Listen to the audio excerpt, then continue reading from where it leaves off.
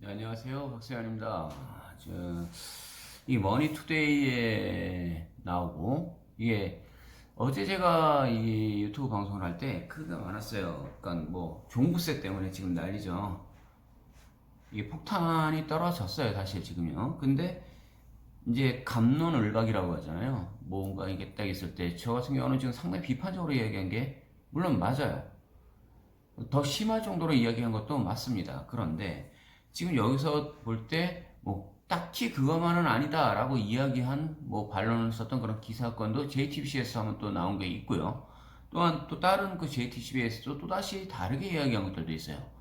그 기자들 보는 그 관점에서도 다 다른 건지 아니면 이게 지금 상태가 지금 뭔지를 살펴보고는 아셔야 되잖아요. 왜냐면 내가 폭탄을 맞은 거잖아요. 그럼 정확히 한번 보자는 거예요. 머니투데이의 그 권화수은 기자가 쓰신 거네요. 쫙 봤을 때 24일이니까 바로 어제긴 해도 거의 저녁 8시, 거의 9시쯤 됐으니까 거의 이제 다음 달 이렇게 넘어가는 걸로 보겠죠. 자, 은퇴자는 강남 살면 안 되나? 종부세 논란 강남 1주택자들.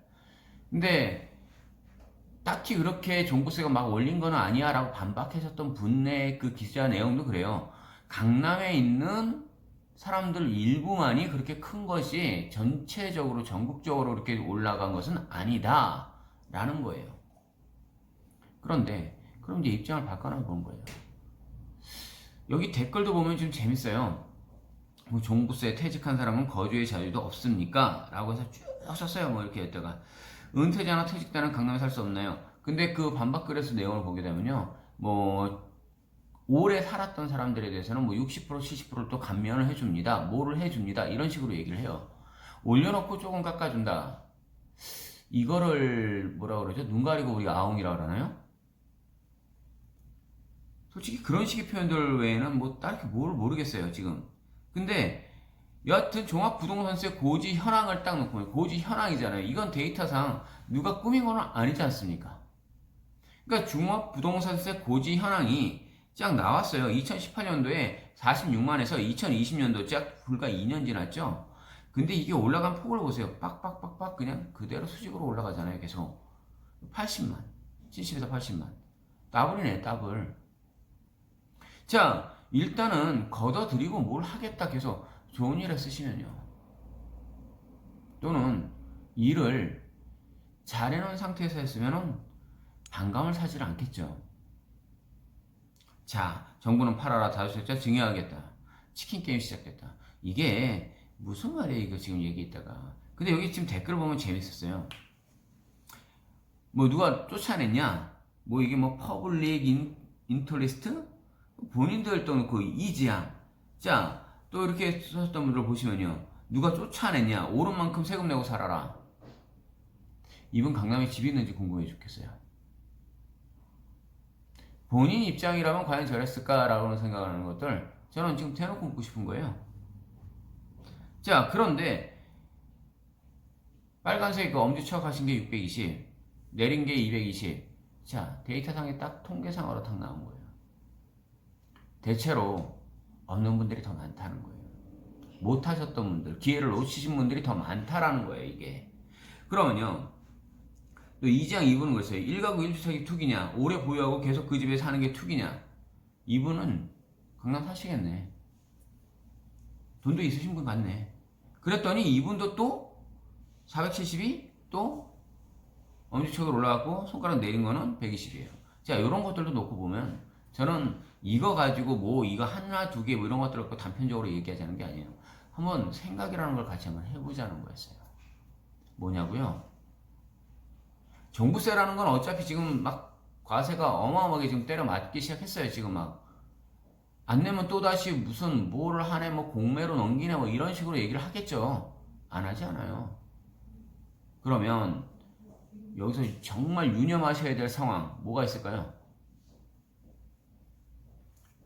여러 채 있잖아요.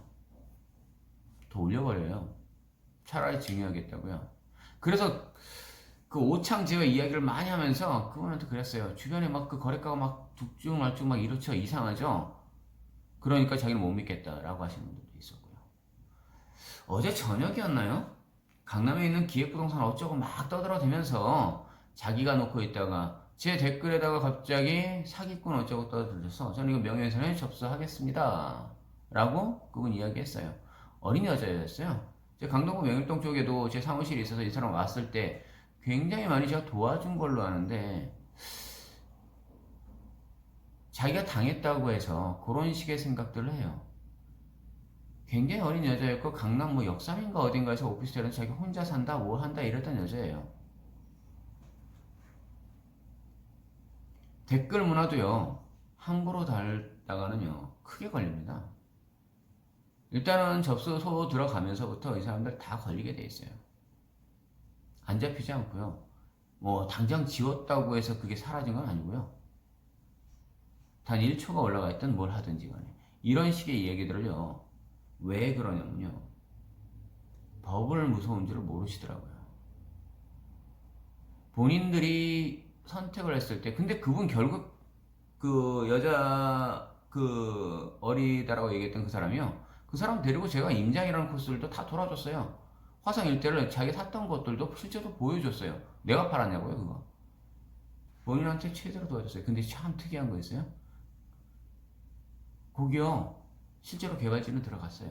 근데 다 무덤터대예요 거기. 어디냐면요 매양리 뒤쪽이에요. 화성 쪽으로 보시면요. 근데 희한하게 저는 매양리가 먼저 들어갈 줄은 사실을 몰랐어요. 왜냐면 매양리 쪽에 먼저 개발이 아니라 오히려 그러니까 현대기아차 그 앞쪽으로 해서 그쪽을 메꾸는 게 우정 미래산업단지 뭐 150만 평을 전체를 뭐 바다를 메꾸니 해가지고 평택항하고 같이 이어지니 이쪽이 먼저라고 생각했어요. 근데 원체 큰 사업이 들어가다 보니 매양리 쪽이 먼저가 들어가더라고요. 궁평 쪽에서부터 내려오는 그쪽이요. 어느 지역이든요 지방이라고 해서 돈이 안 된다고요? 아니죠.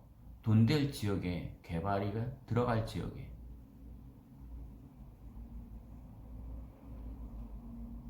본인 거를 가지고요 토지 투자요. 제가 지금 여기 말씀드릴게요.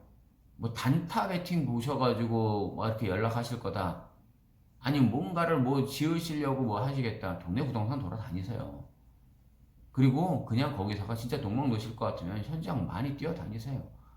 그리고 유튜브 와가지고 뭐 있다 뭐 있다 뭐 있다 그거 보지 마시고요 현장 다니십시오.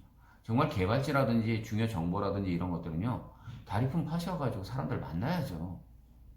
아무한테나 공개가 되는 것들도 물론 아니에요. 이건 정말 중요한 얘기들이에요. 자 여기까지 하겠습니다.